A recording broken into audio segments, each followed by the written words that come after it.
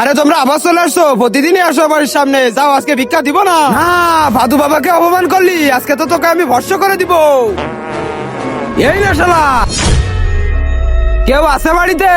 হ্যাঁ, কি হয়েছে? ভিক্ষা দাও। হ্যাঁ, এত টাকা আমাদের দিবে নাকি? এই নাও 5 টাকা, যাও তোমরা। ভাদু বাবাকে আবার অপমান করলি। এই না শালা তুই। কেউ আছে বাড়িতে? কি হয়েছে? যাও ভিক্ষা নিয়ে আসো। হ্যাঁ, যাচ্ছি।